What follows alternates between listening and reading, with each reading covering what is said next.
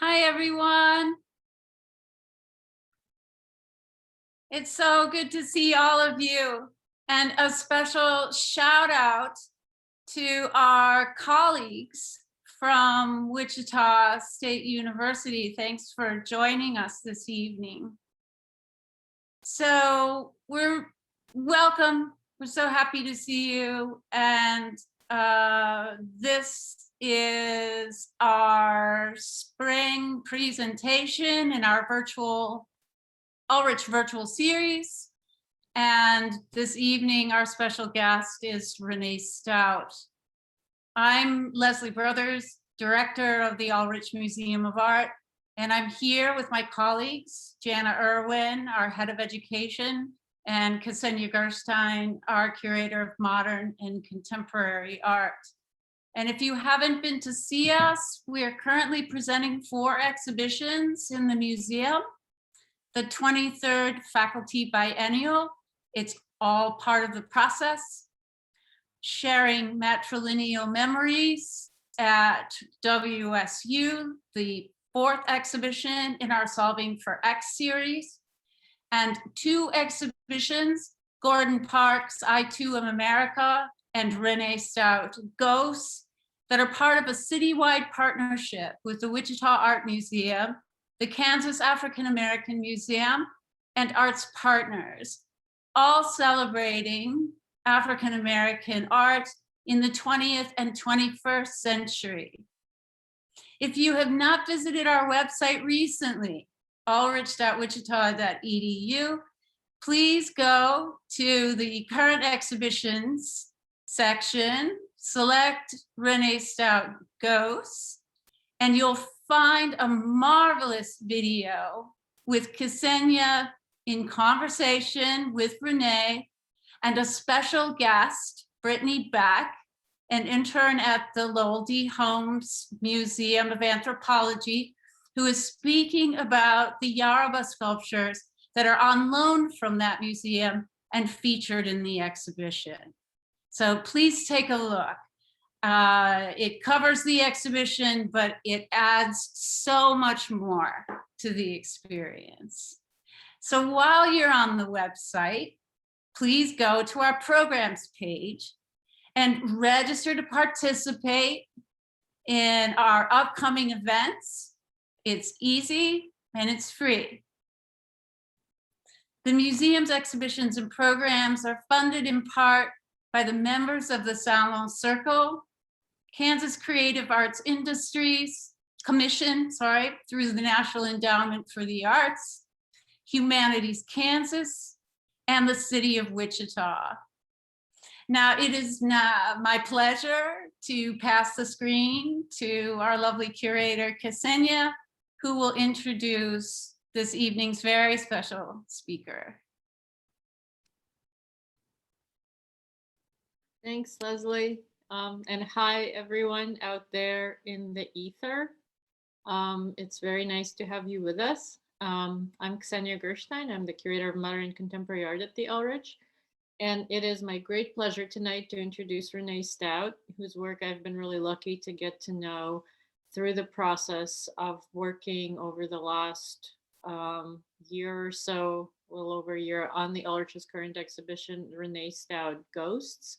As Leslie mentioned, it's on view right now, and if you haven't seen it yet and have the chance to do so, it's up through May 8th, as are all the other current Ulrich exhibitions.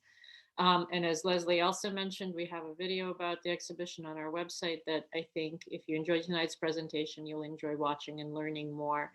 There's wonderful footage of Renee talking about the specific work on view in the show.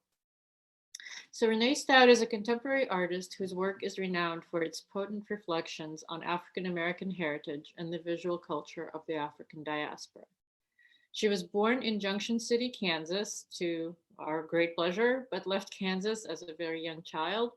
She grew up in Pittsburgh and received her BFA from Carnegie Mellon University in 1980. And since 1985, she has lived and worked in Washington, D.C. Her work has been exhibited in numerous solo and group exhibitions, including ones at the National Museum of Women in the Arts, the High Museum in Atlanta, the Halsey Institute of Contemporary Arts at the College of Charleston, the Anacostia Museum, which is part of the Smithsonian in DC, the Smithsonian American Art Museum, the Belger Center for the Arts in Kansas City, the Beach Museum in Manhattan, Kansas, and the National Museum of African Art, again, among many others. She has also exhibited work internationally in England, Russia, and the Netherlands. She's been the recipient of awards from the Joan Mitchell Foundation, the Pollock-Krasner Foundation, Anonymous Was a Woman, and the Louis Comfort Tiffany Foundation. Her work can be found in the collections of the National Gallery of Art, San Francisco Museum of Modern Art, the Metropolitan Museum of Art, among many other nationally renowned collections. And I'd like to highlight the fact that the work at the Ulrich is drawn from our own collection, which we're very proud of, and which obviously is excellent as well.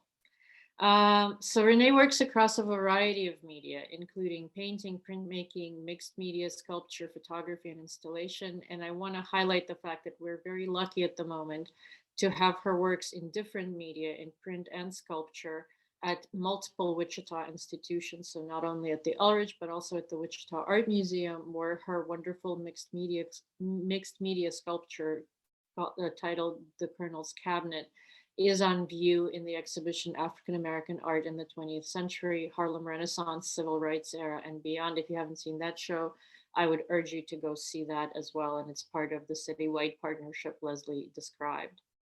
So tonight, Renee will talk to us about the many different kinds of work she's done over her 35-year or more career. And she'll go all the way up through the present day and talk about her really fascinating present day undertakings. Logistics, she'll speak for about 45 minutes, and then we'll have about 15 minutes of Q&A. You can put your questions into the Q&A box at the bottom of your Zoom window at any point. If they relate to what Renee is talking about, I'll pass them along as she talks. Most likely we'll save them for the end, and I'll pass them on, and we'll have a conversation that way. And with that out of the way, I want to say a very warm welcome to Renee. Hello. Hi, everybody out there in Zoom land. So I'm just going to begin by saying I'd like to thank the Wichita Museum for having me, and just happy that you all are here with me this evening to talk about the work. And this presentation is basically called Then and Now. So I'm going to start with a couple of things that have inspired me over the span of my career, as the start of as a young artist on up until the present. And this particular object is an object that I saw at the Carnegie Museum when I was growing up in Pittsburgh. And it is in the natural history part of the Carnegie Museum, and it's called an Inkisi Nkondi. And I was taking Saturday art classes when I was in fourth grade. It was recommended to me by my parents, by my fourth grade art teacher, who felt that that I showed promise in the visual arts. And so she suggested to my parents that they take me to these Saturday art classes where we would draw under an instructor named Joseph Fitzpatrick for a couple of hours on Saturday mornings. And we would draw from the display cases in the Carnegie Museum. And this is one of the first images or objects that I saw at that time. And I was fascinated because it was the strangest thing I'd ever seen. And I didn't even know what it was about. But for some reason, I was fascinated by it. And it was just locked into my memory and placed in the back there. And the reason why I'm showing this is because you'll see, as you watch the trajectory of my work, how this kind of thing comes back into play in later artworks. Next slide, please. So early on, when I started, graduated from high school and decided that I wanted to be an artist. And at that time, you think about being an artist. Well, I did. I assumed that you're a painter. And if you're going to be a painter, you have to paint realistically. And so one of the things that I was really influenced by was the work of not Joseph Cornell, but Edward Hopper, whose work I had seen in my fourth grade art history book. And so, looking at, Hopper's body of work and how he had a sense of wanting to capture a sense of place, and people in places. So I looked around my surroundings in Pittsburgh and decided that I wanted to capture some of the places that I, grew up around. And this is in the city's Hill District. And this was the bottom of a street called Lombard Street, where my mother grew up. And you're looking across basically the river, but you can't see the river because it's down below, but you're looking over across the city to the south side of Pittsburgh. And this was done at a sunset. And what I would usually do is take my camera and take images and then go back into my room at my family's home where I did my work, and then create these images on canvas. And so next slide, please. Now, back then when I was in Carnegie Mellon, which was 1976 to 1980, the painters I was most influenced by were, like I said, first Edward Hoppers, and it was Nighthawks that really, made me want to be a painter.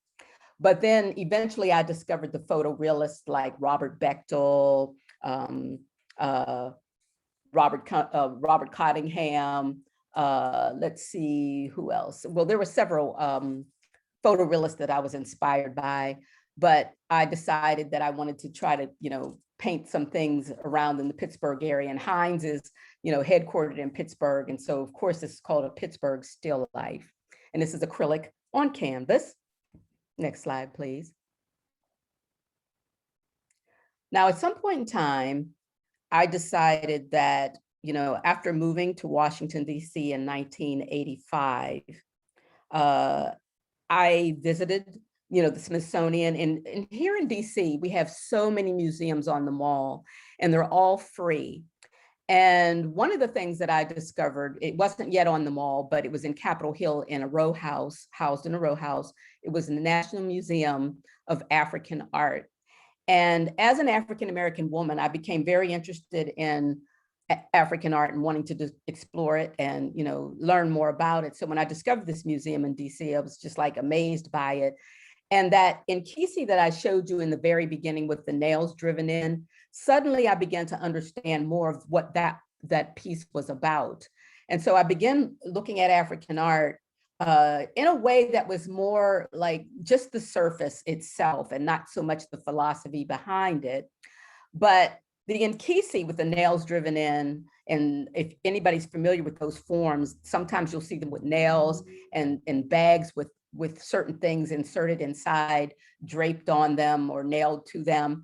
And at this point in time, just moving to Washington, D.C. and having just been there for a few years, I decided that I wanted to create, use my own body to create a life-sized inkisi that was based on my own figure. So I took plaster and paint and other found objects and created this piece called Fetish Number 2, which is life-size because, of course, I put plaster on my own body to create this.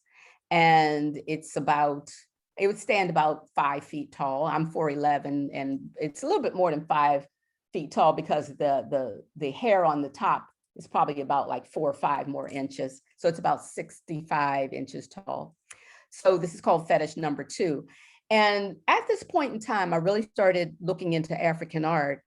And when I started reading about it and looking into the philosophy and the reasons for some of the ceremonial objects that had been created, I really started to, these things resonated with me as an African-American woman, and, and this spirituality that was so sort of driven by the belief that nature, human beings, just everything has to be sort of in harmony for everything else to exist. And so I really started looking more into that philosophy as a way of grounding myself as an African-American woman. Next slide, please. So around that time that I made Fetish Number 2, I went on my first trip to New Orleans. And that's when I really realized that there was a such thing as the African diaspora, where people who had, been African people who had been enslaved and taken to the Western Hemisphere in various parts of the Western Hemisphere, like South America, Central America, and then, North America, had retained some of their belief systems and brought them with them. And New Orleans is one of those American cities where that's very apparent, and it still exists today. So when I got to take my first trip to New Orleans in 1989 and discovered the voodoo priestess, the legend of voodoo priestess Marie Laveau, who is a very strong presence in New Orleans, and her tomb is in St. Louis Cemetery #1. This really took it to another level, and I started to connect those ancient African belief systems with contemporary modern American, how they still persist. And so this piece is called Louisiana Love Icon. And this was done around in the early 90s. And one of the reasons why I did it at this point in time, I'm a young woman, I'm in relationships, and you read about people conjuring for love and luck and prosperity and things like that. Well, this was based on conjuring for love. And so this is why it's called Louisiana Love Icon. And in the center, in that circle at the top, there is a golden baby that is like one of the king cake babies. That's a tradition in New Orleans around Mardi Gras, where they have a king cake. And when you slice it up, whoever runs into the plastic baby that's on the inside is the one that's going to have all the luck for the next year and have to host the next Mardi Gras party. Next slide, please. One of the other artists that I was very influenced by early on, besides Edward Hopper, was the artist Joseph Cornell. And if you're familiar with Joseph Cornell, a few of his works are based on this idea of what he calls pharmacies. There are a series of work called like pharmacies, where he has jars with strange things inserted inside. And so upon seeing Joseph Cornell's work and the idea that it was mixed media was interesting to me, because being trained as a painter, I had never really seen mixed media work until I encountered like Joseph Cornell. And so this was a piece called, let me see, what is it called? Power Object, which is what the fetish objects are also known as, power objects. The Nkisi, the fetish, and the power objects are all the same thing. So this is called Power Object, homage to Joseph Cornell. So on the top, I'm paying homage to those African art forms that look like the Nkisi or those fetishes or power objects. And then in the bottom, it's kind of like paying homage to Joseph Cornell and his pharmacy series. Next slide, please. So around this time, which is 1990, I developed an alter ego as a way to sort of help me cope with my, I'm an introvert. And people don't realize that, because I'm able to talk about my work and I'm able to socialize just fine. But I really have to retreat sometime to my, private spaces to sort of regenerate and then come back out again. But the alter ego served as a way for me to sort of face the public, and just be the artist that I need to be. But at the same time, the invention of an alter ego helped me to create a sort of ongoing narrative where I'm working as kind of a writer, telling a story, or a playwright directing a play. And then the pieces almost become like this sort of the props or the objects that help me move the narrative along. And so I developed an alter ego. At first, her name was Madam Ching, and she was based on a root worker or fortune teller or a hoodoo woman that I encountered in Pittsburgh in the Hill District. I didn't know what she was. All I know is that the people in her area on that street were afraid of her. And when I asked about her, they were like, oh, nobody talks to her. But she had a sign in her window and it said Madam Ching. And then later on, a friend who had worked with a contractor had to go inside of her house to do some work. And he said there were like lines of jars with like substances and materials and organic substances that he didn't know what they were. And based on her window with the sign Madam Ching and the idea that she may have had roots and herbs in these jars, I came to understand that she was probably the neighborhood root worker, but nobody really wanted to talk about that or deal with that. And so, even though I didn't really know a lot about her, it inspired me to create the alter ego that was based on her and paid homage to a whole long culture of root workers from the time that the first Africans first set foot on, North America. And in this piece, which is called She Kept Her Conjuring Table Very Neat, I set out a sort of table where she has objects for conjuring. And I like the viewer to feel like a voyeur when they're looking at my pieces sometimes. So I created this little book that contains spells, and it's open to a spell. And the shoes were actually something that I created by, tracing the bottom of one of my other shoes and using it to make a template.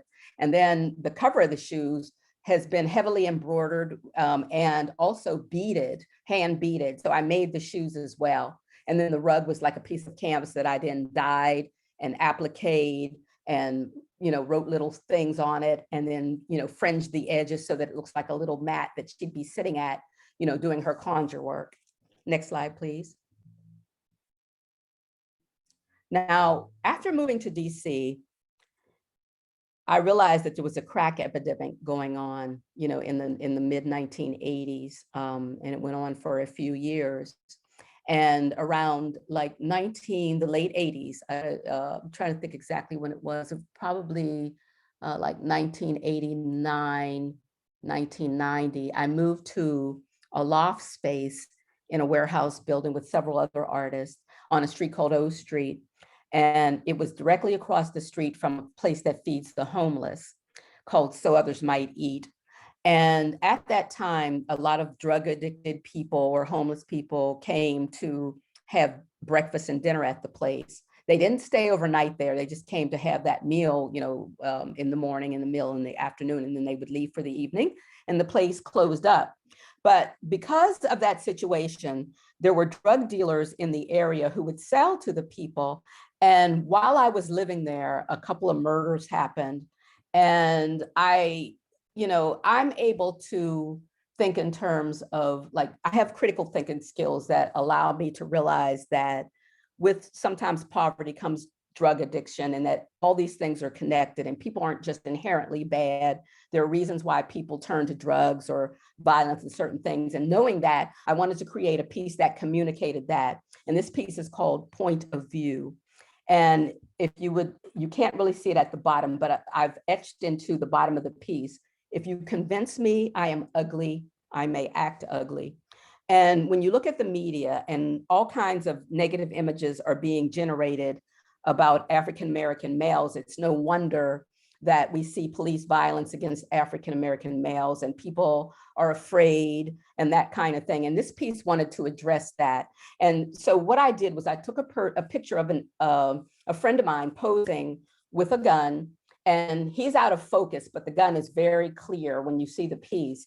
But one of the reasons that I wanted to do it this way is on the back, there's a little paragraph that I wrote that said, basically explains that the person who posed for this image is a male person, a mail carrier by day, who is also an art collector, an avid art collector. But because he's a Black male, if a woman passes him on the street, she may clutch her bag because of media images that tell her that this is a bad person, when in reality, this person is not a bad person, but all Black males are seen in the same kind of way. So that's just the kind of thing that this piece addresses. Next slide, please. This was a series I did around the same time I did that piece. There are times when my work goes in and out of being personal to the political, and then back to the personal and the political. And at certain times, like the late 1990s and early 90s, I was, very concerned about a whole lot of political issues that were going on. And so, I was very frustrated with things, and I decided that I would do a series of pieces based on freedom fighters from, a long line of freedom fighters from the beginning. Like there's John Brown, who was wanted to end slavery, who was an American hero, depending on who you look at it, who's looking at it. I see John Brown as an American hero and an ally to African-American people. And, there's a gun that is dedicated to the Black Panthers who fought to protect their community from police violence. There's one for Winnie Mandela, who, fought struggles in Africa and South Africa. And so I'm realizing that this is a diasporic struggle for freedom and justice and equality. So all these guns were named after freedom fighters, and it's a metaphor for fighting back. And so these are all handmade, and they are also, found objects, carved objects to look like real guns. They don't actually look like actual guns, but it is a metaphor, and when you look at it, it does read gun, so you get the message. And a lot of these are at the Beach Museum in Kansas. Next slide, please. This is another piece that was based on, looking at society and looking at political things that were going on. And this is called Headstone for the Gang of Eight. And the whole idea that G7, or at times when Russia is included, G8, why is it that there are only 7 or 8 countries that get to decide what happens and, what goes on in the whole world economically, politically, and whatever. But it's also designed not as just a headstone, but to mimic sort of, a corporate office building. Like it's designed like a skyscraper. And the whole idea that corporations are in charge of things, and, which is why we have many issues right now. And so, my work, like I said, goes in and out of being personal, but then it goes out, and I look outward, and I start addressing things that I see as issues in our society that create some of the problems that we're having in society. Next slide, please. This is called conspiracy theory. Once again, a constructed gun, and the idea that, with all that's going on all over the world, who really knows what's going on, and what's transpiring at any given point in time, and what governments are up to, no matter whether it's ours or somebody else's. So this addresses that idea of, not really knowing what's going on, but something's going on, and we know that. Next slide, please. So around 2006, I started realizing that I was evolving and maturing. And so the alter ego that I originally had didn't fit for me anymore. And so a new alter ego developed, who is also a root worker and a fortune teller and a seer and an abstract thinker who can put things together to see what's going on in society and socially and in her community, in order to help her, the people who live in her community. And they come to confer with her. So she's sort of a kind of a sort of a medicine woman, a healer, a therapist, all rolled into one. And her name is Fatima Mayfield. And for years, I would never picture Fatima Mayfield. What I would do is I would show her interiors via installations that I would do, on-site installations, and the objects that she would use. And so after a while, people started asking me, what did the alter ego actually look like? And then I started to wonder myself. And so I said, okay, well, maybe I need to embody the alter ego. So what I did is I started putting on wigs and putting on clothing that I would never really wear myself. So you see these sort of, platform shoes with, the high heels and the spandex pants. And this is taken in a room in my house that's sort of an ongoing installation called the Thinking Room. And it's a room for the alter ego. It also doubles as my guest room. And it has objects from many different cultures, mostly spiritual, and a lot of African objects, masks, figures, power objects, as you can see to the left. You have the figures on the bookshelf. There are a lot of books that talk about African religions and religions from all over the world. And a lot of times when friends come to stay at my home, you know, some friends have been afraid to stay in there. And then I say, no, you're going to stay there because that is the guest room. And they wake up in the morning and tell me they had the best sleep ever. The place is like a cocoon. And it's where I also sleep when it gets really hot in the summertime. It's sort of cooler in that room. And I find myself not wanting to get out of bed in the morning because it's just so comfortable. But anyway, so this is Fatima Mayfield standing in the thinking room, listening to the voice of a spirit, which is what the piece is titled. Next slide, please. And this is actually a version of the thinking room that I got a chance to do at the Reginald F. Lewis Museum up in Baltimore, Maryland. In the room in my house, it's kind of a green, dark green, turquoise, blue. But for this particular installation, I decided that I wanted to create really bright red walls. And so that's what they painted for me in the museum. And they created like a fake wood floor. And all of these objects are objects that normally would hang in Fatima's room in my home. And so you get to feel like you're in that space. And the portraits that are on the wall above the sofa are actually portraits that I painted of my grandmother and then my grandfather's stepfather, because, hey, I'd like ancestral portraits in my house too. So if I can't have them, then why not make them myself as a painter? And so that's what I did. But all the signage and all the objects in this installation were created and assembled by myself, as well as a few found objects and things like that. Next slide, please. Back to the political. This is called, it's sort of a lie detector. I can't remember exactly what it's called, but it's basically talking about how politicians don't tell the truth. And so I've constructed this piece to sort of, and it's from computer parts. If you notice, like one of the things is from a computer that they use to make prints, archival pigment prints. It's some kind of thing that goes inside a computer.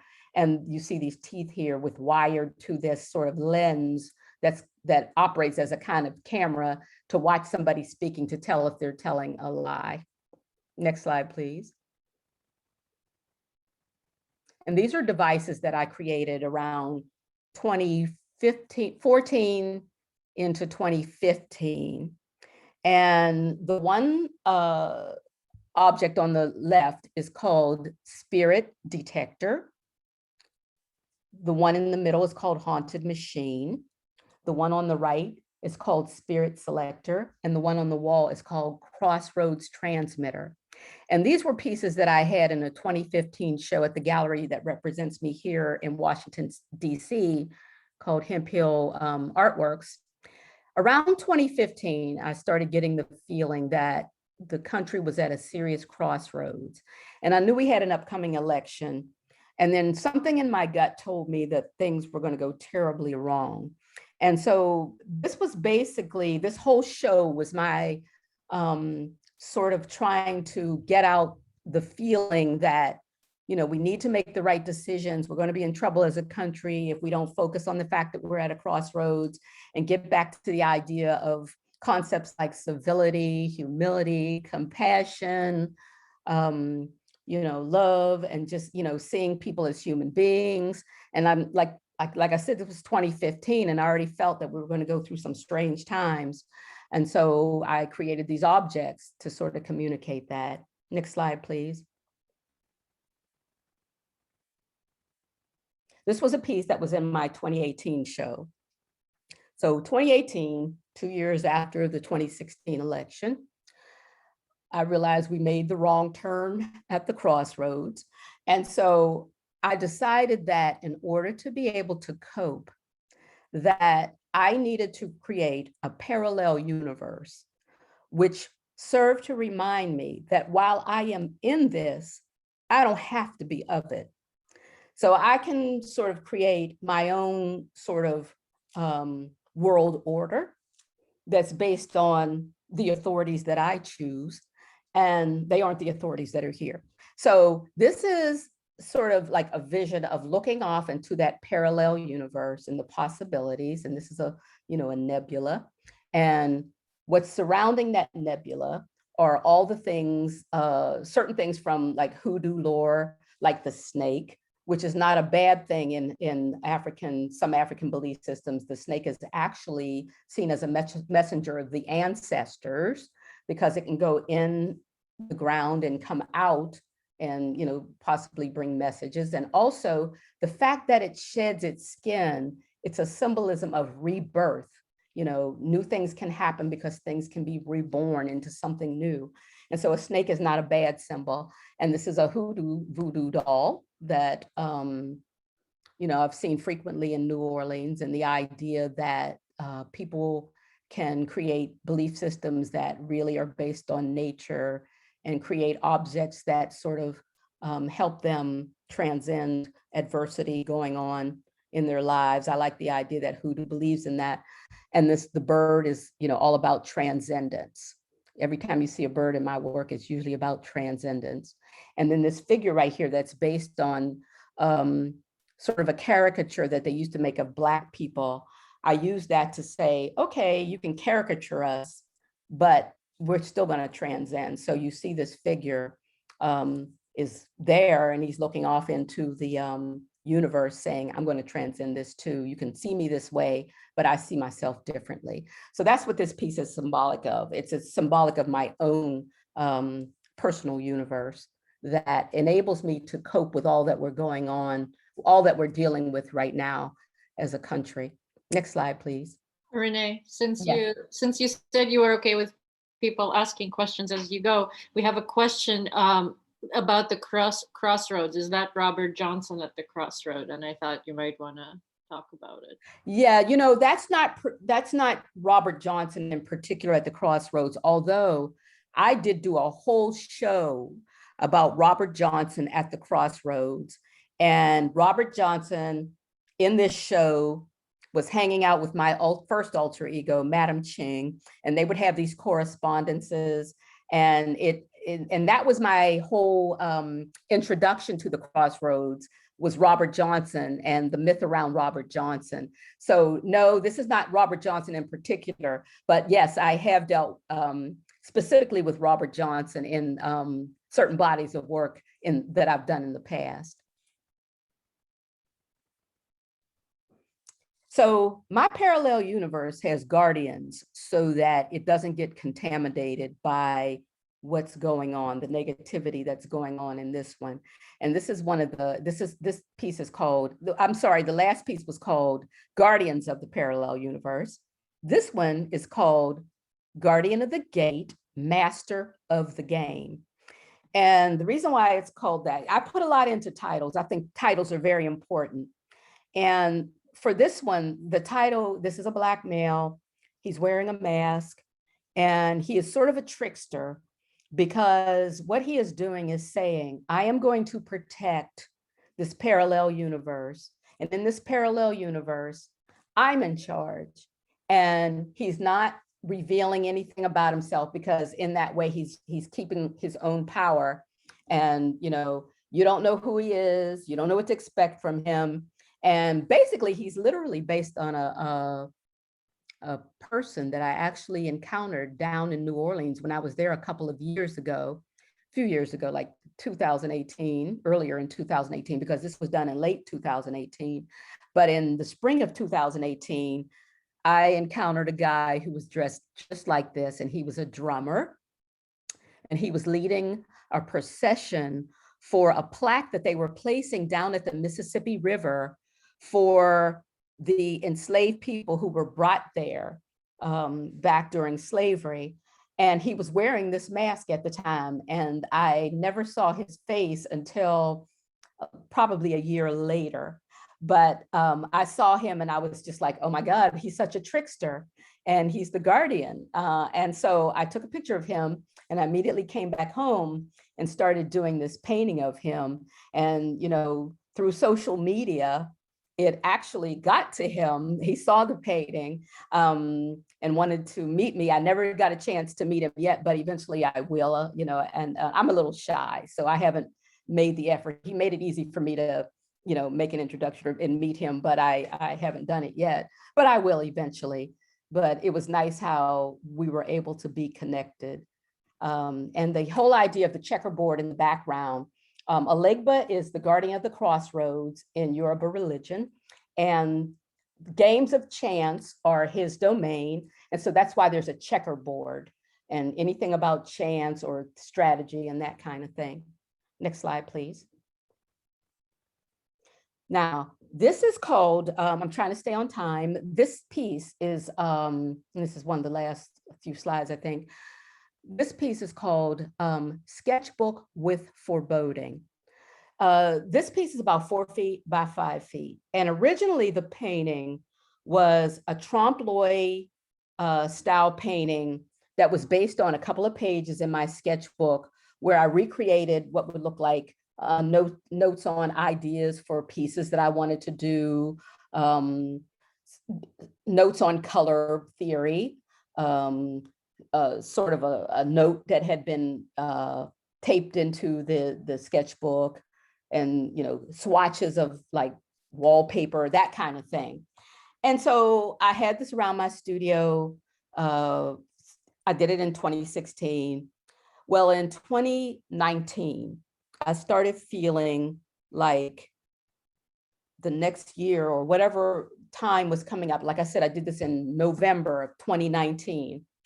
I started feeling like we were going to go through some seriously bad times. Not just had we gone through an election that went wrong, but the worst was yet to come. And all of a sudden I pulled the painting out and obliterated the whole painting with an explosion. And you see sort of like there's a fan-like shape off to the left. That was in the original painting. And when I started painting the rest of it out, I don't know why I left that fan-like shape. But in hindsight, and excuse my language, I felt like the shit is going to hit the fan. And when we got to 2020, we were hit with a year that was like crazy for everybody in, any way, shape, or form.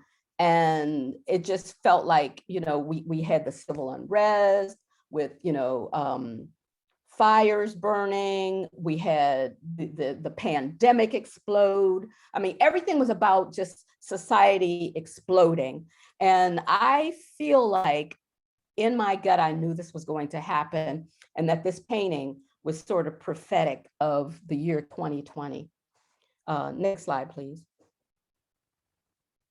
And this is just a detail of that. And you can see that it's really atmospheric and there's a structure inside on fire. And you can see some of the fire, but it's mostly smoke, dense black smoke. Next slide, please. I think this is the final image. And this is sort of related to the guardians of the parallel universe and the guardian of the gate master of the game. I've done a series of mostly women that are hoodoo assassins, and they are charged with protecting my parallel universe. And this is called Hoodoo Assassin number 12. And most of them are based on friends of mine, where I've taken images of them. And sometimes I will distort their faces, but they all have these special powers that enable them to protect my parallel universe. So I think that's the final slide. And now I guess it'll be open to questions.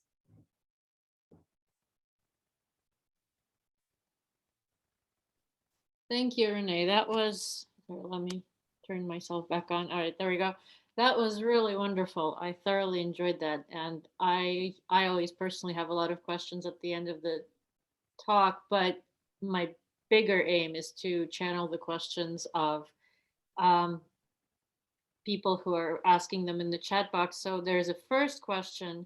Do you have any thoughts or opinions on Afrofuturism, which I think connects to this latest body of work that you were talking about? I think that anybody who knows me knows that my work does fit into that category of Afrofuturism, even though, I was doing certain things before I even heard that term. Once I knew that there was a philosophy of Afrofuturism, I knew that my work did fit into that category on some level. Yes. So yeah, I think that the work does connect to it. I guess, will you say a little bit more? And also maybe, I think it might be helpful, since not everybody in our audience may be familiar with the term. I'd be curious to hear your gloss on it, sort of how do you understand it, and then what are the connections that you see? I think it's hard to define it because I didn't really create the concept, but what I understand of it is that the idea, and I think it sort of echoes what I'm saying about being in this that we're in right now, but not being of it, and realizing that, yes, we're in the here and now, but we have to look towards the future. And Black people, we're going to be here too. And we have to transcend what we're in now in order to get to where we see ourselves. And so I think there are a whole lot of artists who are using their work, whether it be through poetry or the visual arts or music, like Sun Ra.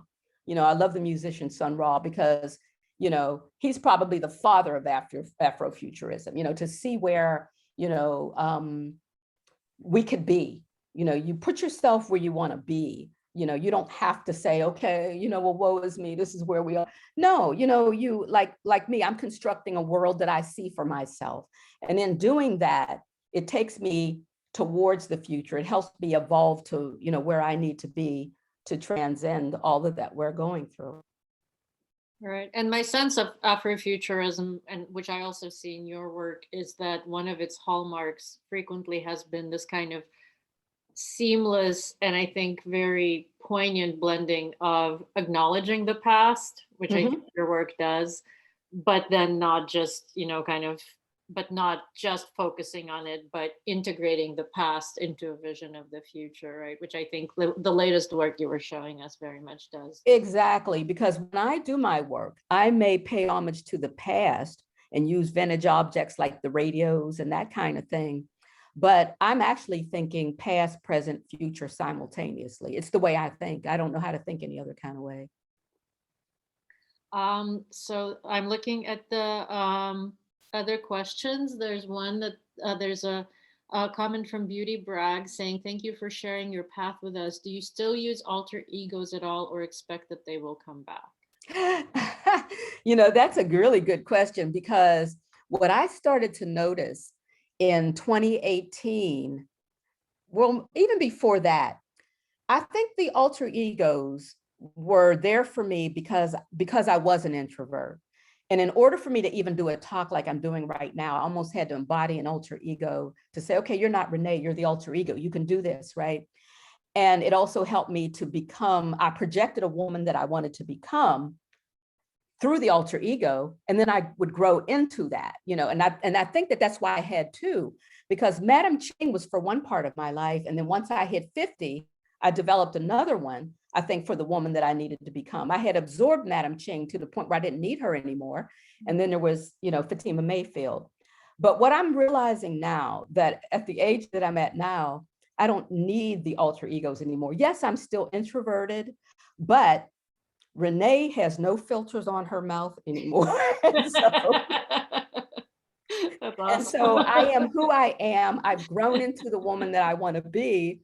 And so the alter ego is not the thing that I hide behind anymore, but she does function as the protagonist in stories that I want to tell. And maybe I'll write a book one day, but I think the work doesn't need the alter ego anymore. That's a great answer. Quick question about Madam Ching. I was struck by the fact, first of all, that explains your email address, which I had puzzled about. But secondly, to me, the name sounds very Chinese. Like when, yes, is there a connection between sort of like root work in Chinese traditions and root work in African American or diasporic traditions, or what? The only thing that I can think of, okay, so remember when I was talking early on about encountering this woman in Pittsburgh, who I knew was must have been a hoodoo woman, a root worker. In her window, it was painted Madam Ching, but she was clearly a Black woman because she would sit on her stoop, like her steps, and she had this long black skirt on, and her hair was wrapped up. And when you walked past her, she would stare at you. And so I was afraid to say anything to her. When I was young, I didn't say anything. Had I been the person that I am now, I probably would have walked up and introduced myself, asked her about the sign in the window, got some background information, but that wasn't me back then in my early 20s. And it leads me to wonder whether she was well-versed in various forms of divination, including the I Ching. Mm-hmm. And that may have been why she called herself that. I have no way of knowing. Mm-hmm. So that's a mystery to me too, why she called herself Madame Ching, but I just went with it. But I do love that about your work and about the way you were talking about it, that you make these connections. And I think I've mentioned that before, that like it's so rooted in a particular diasporic history, but you make all these connections. And I loved what you said about when you showed the gun project, right, with that it's a diasporic struggle in a different life, sort of. I've spent a lot of time studying Cold War history, and I think there's a tendency in America and in Russia, where I come from, to think of it as, two superpowers, but in fact, it was very much a series of interconnected diasporic struggles all over the world. And I love that your work makes those connections between cultures. So that we have another question from Elisheba Mrozik, who asks, do you practice root work as your alter ego in your life or only through the art? Oh, yeah, I do. Yeah, and on some level I do. So both in your art and as a person? Yes, in my art and in my life. And the reason why I say that is because in my work, I'm very aware that as I'm creating a piece, the viewer will only see the surface of the piece once it's displayed in a museum. But when I'm working, I may be thinking about things that I'm dealing with, issues I'm trying to work out, or, hopes for society, like healing and that kind of thing. And I'm actually inserting things into the work as I'm making them that the viewer may never see. Okay. And so it's working on that level too. But in my own personal life, I have my own little rituals and things that I do here at home. So I guess I could say, yeah. I guess one question I have about that, I'm not intimately familiar with it at all, but my sense is that there is an aura around hoodoo, around voodoo, that it's kind of secret knowledge for the select who choose to practice that. And I'm wondering, do you ever sort of worry about that or think about that you as an artist are putting it on view for, a much broader array of people than would probably encounter it otherwise, and what your thoughts are on that? Yeah, and it's interesting because I'm reading a book about hoodoo in Memphis by an author named Tony Cale.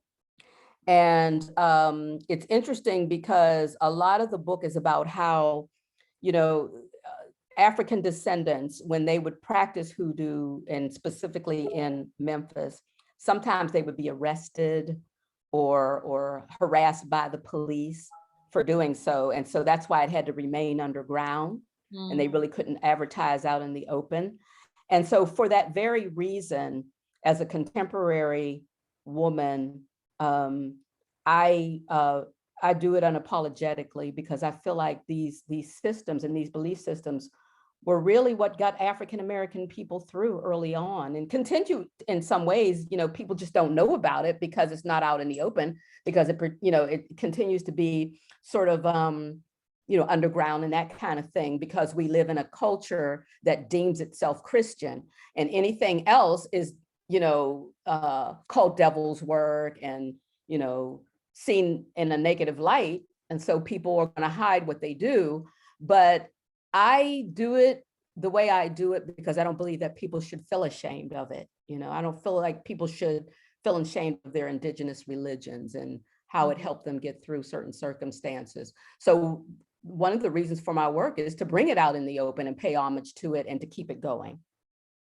Yeah, and I think there's a much larger movement around sort of respecting indigenous knowledge, right, and identifying it as different forms of knowledge, which I definitely see in your work as well. So we have a question from Chris Williams asking where the work was on display. So I just want to say very quickly again that Renee's work can be seen right now, this minute. The museums are closed at this very minute, but you can see it in Wichita right now, both at the Wichita Art Museum, at the Ulrich Museum of Art. So And we also have a question from Mary Birmingham, who asks, since we seem to be at another kind of crossroads these days, where do you think will your work go in the immediate future? Hey, Mary Birmingham. Hey, Mary Birmingham. Well, one of the reasons Well, this- one of the reasons I'm getting an echo. getting Is an there echo. something going on? I don't think so, but I'll mute myself. Okay. Yeah, Mary was at my 2015 show, and she and I had a one-on-one conversation about my fears about us making the wrong turn in the 2016 election. She saw that exhibition where those, the radio pieces were. And I really have no idea of where we're going right now. I just still feel like anything could go down, anything could happen. I'm just watching like everybody else right now, keeping my fingers crossed that we get a grip and make some right choices and stay on the right track to get out of where we are right now.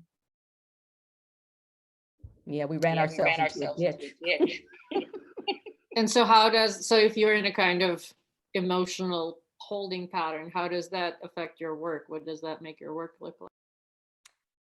It is really hard because, being a sensitive person, and I've realized that not only am I an introvert, I'm an empath on some level where, if I understand that somebody is going through something, even if I don't know them, like, for example, the children who have been placed in cages, my heart breaks for their parents. Like, what are they thinking at night when they go to bed? And so I think that in doing my work, I think about these things in the solitude of my studio, and I wonder what happened to humanity, and are we ever going to get to a point where we go in the opposite direction, where we're not sinking, but going up, And so I don't know. All I can do is create my hoodoo assassins to protect my personal parallel universe. And that's what I think keeps me going, to be able to create this alternative mental space for myself to, keep treading water and keep going until I start to see the signs of where we're going. It's kind of a weird way to create. The work is basically helping me to sort of exist and move through, life and do what I need to do and stay sane at this point. Well, so that's a great answer. I mean, to me, it makes a lot of sense. And that actually leads me into my next question from Kate Nicholson, who says, one of the things I love about your work is the focus on healing, which I think sort of, you're talking about kind of like how this work, I think, is it's a form of healing for yourself. Mm-hmm. One who gets to heal and on which healing tradition society permits and which it demonizes or prohibits. Your 2019 work did not just foresee foreboding. You also did fascinating pieces about how we heal, including some with blood and cells that really foreshadow the pandemic. Yeah. But I have a question about text. You talked about titles being so significant, and you often use text and messages in your work. Is it just another medium since you use so many mediums, or does it have specific meaning for you? Yeah, what text is important to me because at some point in time, let's see, it was the mid to late 90s. I was hanging out with a lot of poets, and they really opened my eyes to the idea that words can paint pictures. I didn't really think about it, and just looking at their work, and they used to workshop their poetry in my studio. And I realized that if I started incorporating text into my pieces, not only was I creating a visual image, but through the text, I was adding imagery through the words that would help the viewer evoke more imagery. And so that's when the text became important to me. And I don't always put it in everything, but there are times that I feel like I need the text. And so I will add text to work. Was it the Red Rooster Collective? Yes, it was. Okay, so we got a shout out from S. Strange, Red Rooster Collective. Sharon Strange, yeah. Well, so I think we're almost at time, but I want to fit in one more question, or maybe one more after that if we have time. You have made altars. So this is from Jim Farley here in Wichita, one of our beloved docents and a friend of the Ulrich. You have made alter egos for your parents and your characters, Colonel Frank and Dorothy. How does your family feel about your creations? You know, my family, they've always thought that I was like the strangest thing. And, you know, now they look at me and they are so happy for me, because one of the things that they did not want me to become was an artist, because they worried if I could make a living. And it has been hard, but, you know, I have a roof over my head. I'm not hungry. So I've done okay, and I'm able to make work that I make. They wanted me to be an engineer because they thought that that's what I was going to be, right? But they really look in awe at what I do, and that they see me as being happy, being able to express myself. And one of the things my father came to me and said at some point in time was, I am so happy that you did not listen to me. So, you know, they're happy for me being able to express the things that I express in my work. And even when they don't understand it, it's like, you know, she knows what she's doing, just let her do her thing. And they don't mind showing up in the work in some form? No. That's great. Well, so this is kind of, you know, serendipitously great. So for our last question, I want to finish Elisha Bamrozik asks, because you were saying how you didn't listen to your parents and did the right thing by doing so. So how did you get your start getting people in galleries to see your work and take it seriously? And what suggestions do you have for emerging artists, especially Black women? Oh, wow, that's a big one.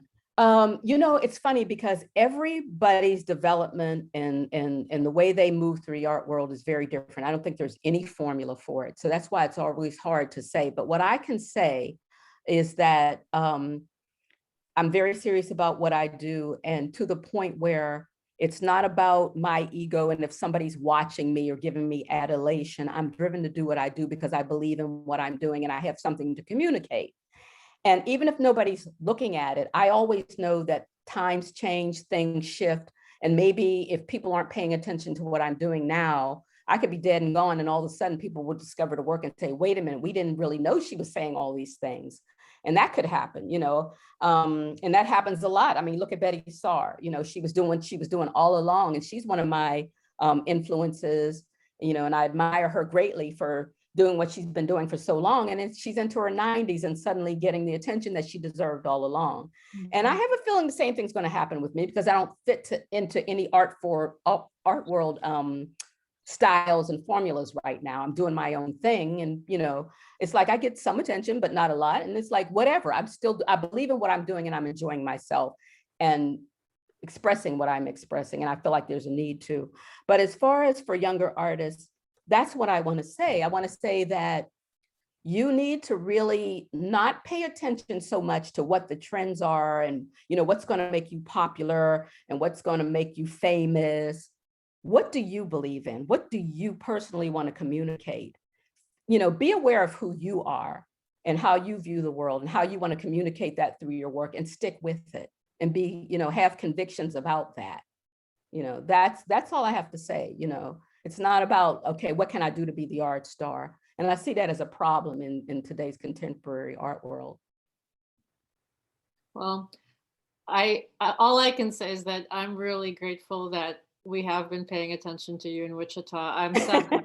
I'm sad you can't be here in person, because I think it would be wonderful to have you here with us that way. And I think you would get a lot of adulation.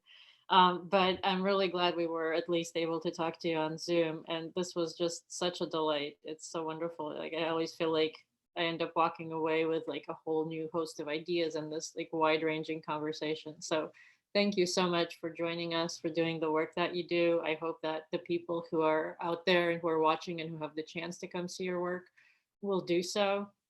So yes, there's a person saying, yes, thank you so much for the vision and wisdom. And so on that, I think we'll say good night. And again, thank you, Renee, for joining us tonight. Well, thank you for inviting me. The audience. Yeah, it was great. Thank you. Thank you.